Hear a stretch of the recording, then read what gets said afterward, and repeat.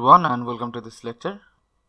Up to the lectures we have seen so far and have done so far, we have only considered homogeneous second order differential equations with constant coefficients. But today we are going to start our discussion on non-homogeneous ordinary differential equation. That is, instead of having a zero on the right hand side of the differential equation, we are going to have some function that is denoted by this f over here. And this kind of equations are called non-homogeneous ordinary differential equations. And these ABCs, as usual, the constant coefficients. So solving this kind of equations are pretty hard in general. Sometimes even it may not be solvable, but we will try to see two methods. One of them will be discussed in this video and the other will be in the next video. So let me just write down today's method that we are going to use, and this is called the method of undetermined coefficient. So let me call this technique 1.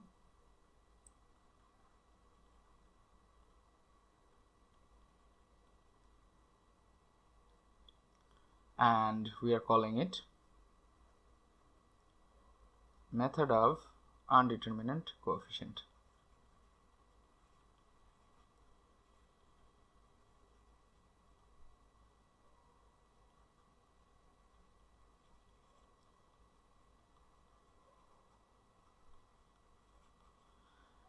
And we would like to show you how we can use this method to solve this equation. Let's call this the equation number 1. So before we dive into the examples, we need to notice something first. Our f of t can have a general form as following. So general form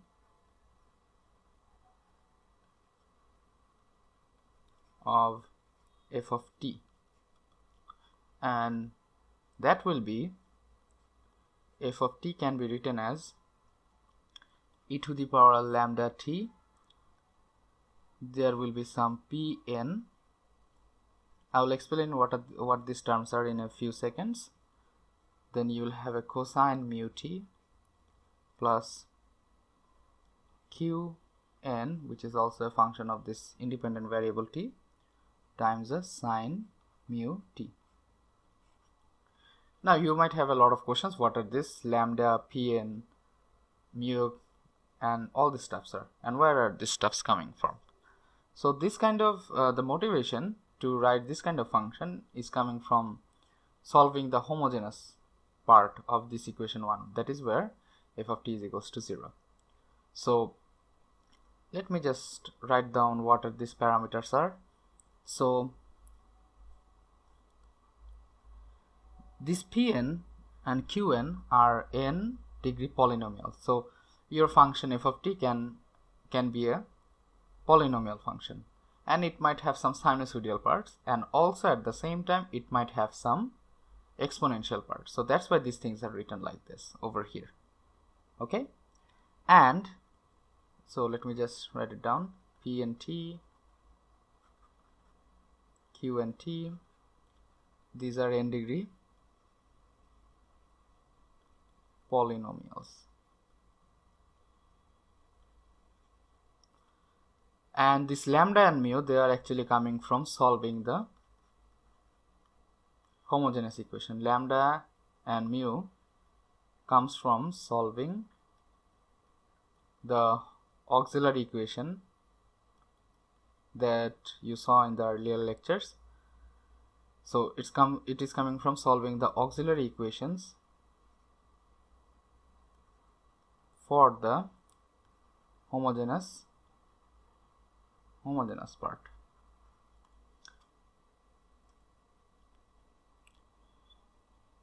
And since we have cleared what are these parameters, now what we want to do is that we want to see the solutions of equation 1. So solution of equation 1. So the solution can be written as, this is the full solution, can be written in the following way. Where you have a complementary solution and a particular solution. So the complementary solution is denoted by yc,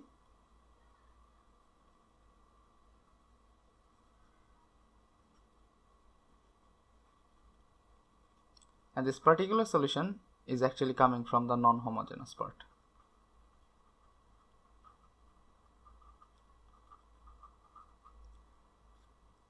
And this is called the particular solution.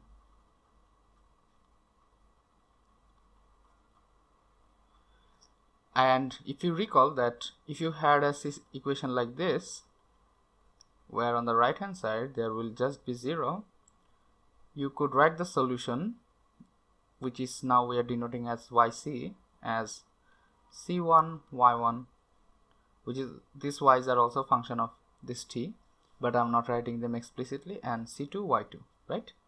So this is just your yc, that whenever you solve the homogeneous system you get the complementary solution, and this particular solution will be coming from this f of t. That is when you want to deal with this f of t, and it is very easy to check that this thing as a whole,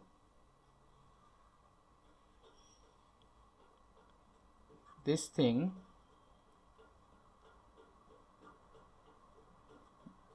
satisfies equation 1. And to find a particular solution, one needs to choose some form. So a particular solution will have the following form in general. Let's write e to the power s, and again I will explain these terms. E to the power lambda t, you have a n, which is a function of t, that is an n degree polynomial. Then you will have cosine mu t, you have something called a bn, and then you will have sine mu t. So what is s? S means the root repeated n times, that is the equation of multiplicity. So it is the multiplicity factor.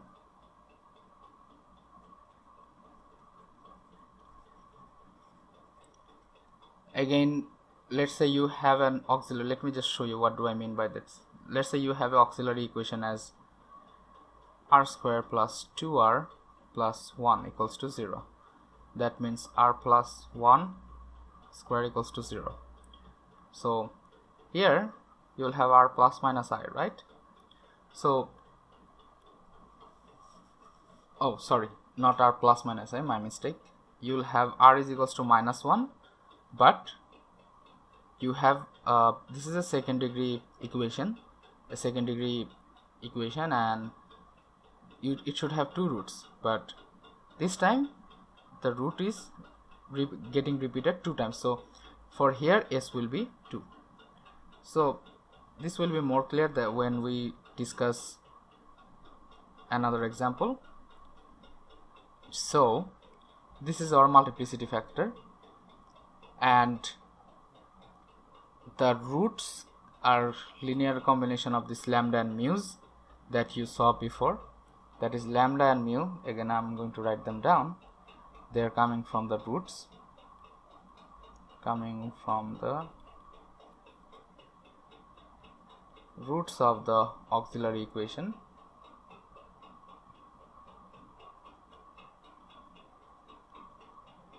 And an and bn are just polynomials, n degree polynomials.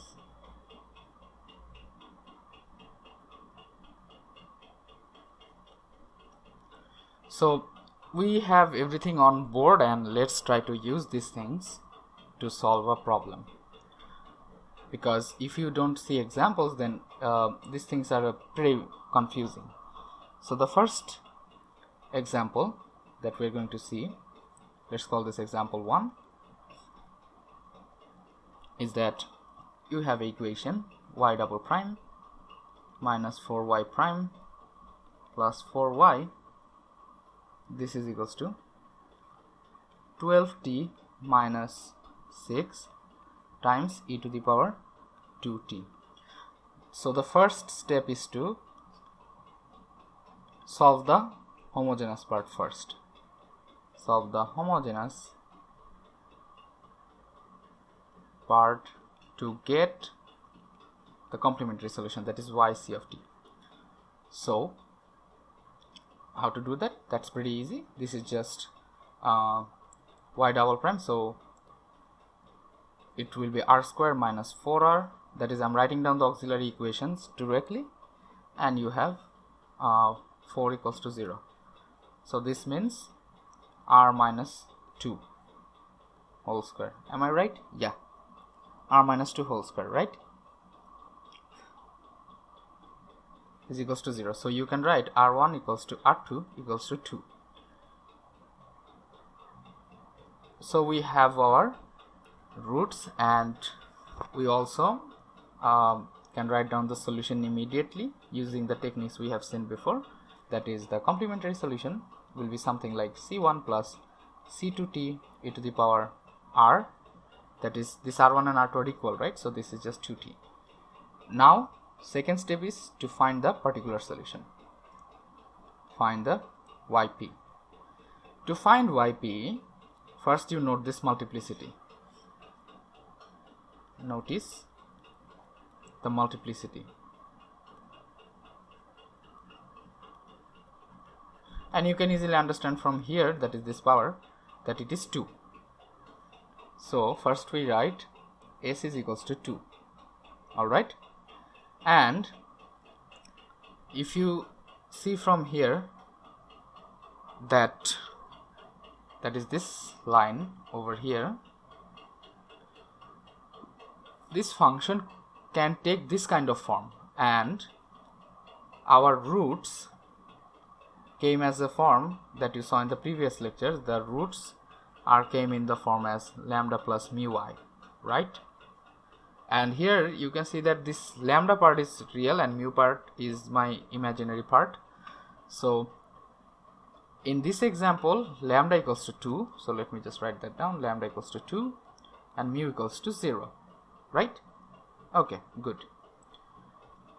So if that's the case, then we are almost through, and now just what we have to do, we have to put these values, that is the values of lambda and mu and s, into this equation,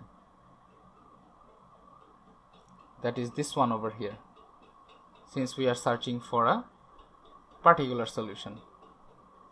So you have to put the value of s, that is s equals to 2 over here, lambda equals to, sorry, s equals to 2 over here, lambda equals to 2 over here, and if you put mu equals to 0, this cosine mu, when mu equals to 0, this is just 1, and this guy goes away, that is it goes to 0 when mu equals to 0, because sine 0 is just 0. But what about this an, right? What about this an? That how many degrees of polynomial that you should take? The idea is to look at the function over here. Let me just highlight it with another color. That is this one. This is a first degree polynomial.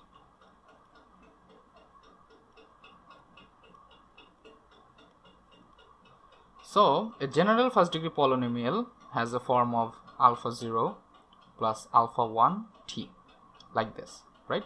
So we are going to take this form, and now let's try to construct the solution. So the solution will have the form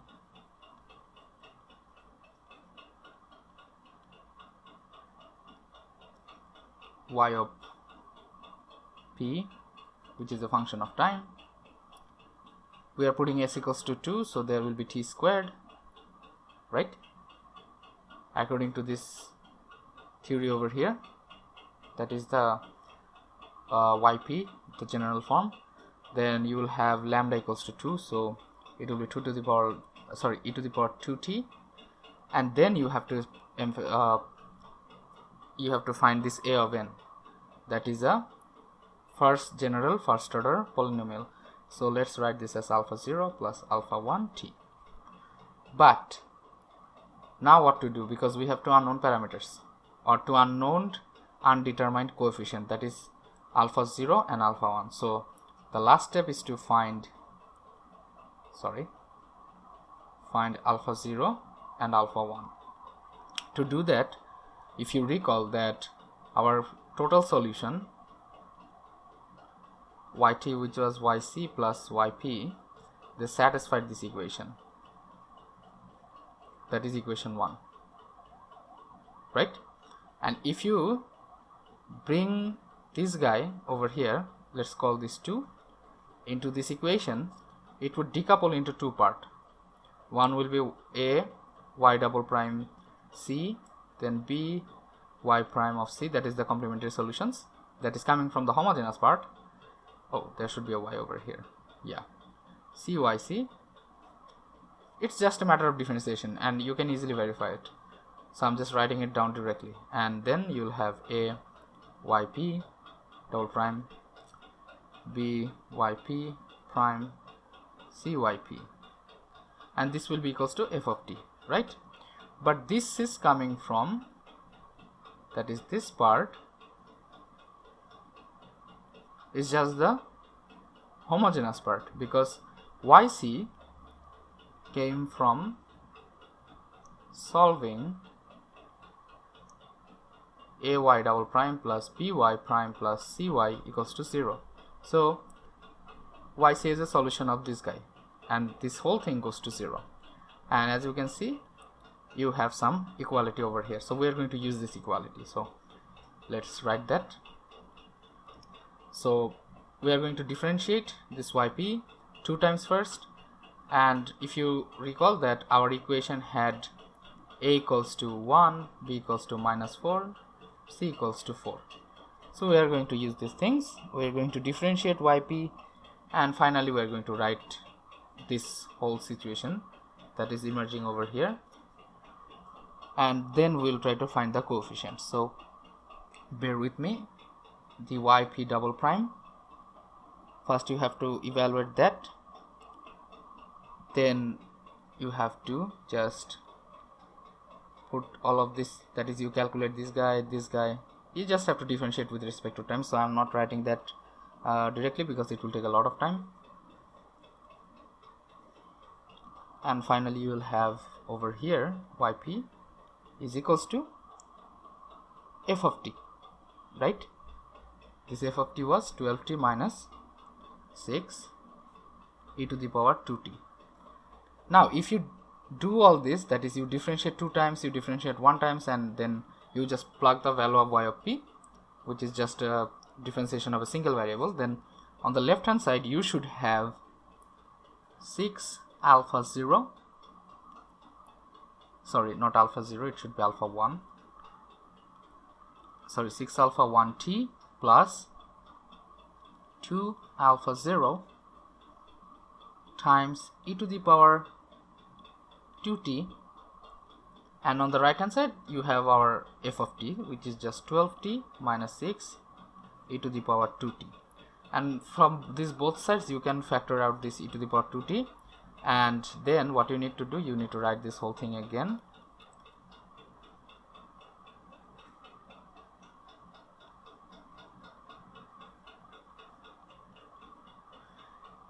And if you just compare, oh sorry, I missed a plus sign over here, yeah, and this is a t. So if you now just compare the coefficients, so now you have to compare the coefficient. Now compare the coefficients, that is t has a coefficient of 12 on the right hand side, and t has a coefficient of 6 alpha 1 on the left hand side. So you have to write 6 alpha 1 is equals to 12, and here you can see that constants are appearing, they should also be equal to each other, and you can think of it like coefficients of t to the power 0. You can always think of these constants like this as well. So on the right hand side the coefficient is 2 alpha 0, and then on the left hand side it is 2 alpha 0, and on the right hand side it's minus 6. So just write 2 alpha 0 is equals to minus 6, and if you solve them you have alpha 1 is equals to 2 and alpha 0 is equals to minus 3, and that's it, we are done. So finally you can write the particular solution, which is a function of time, as 2t minus, because if you recall that yp of t had a form of t square e to the power 2t then alpha 1t plus alpha 0, right? So I'm just writing this alpha part in the first place. So there will be 2t minus 3, then there will be t square e to the power 2t, and finally the full solution y of t will be just yc plus yp, and if up to this point you are done. So this is how you can easily solve some nice equations.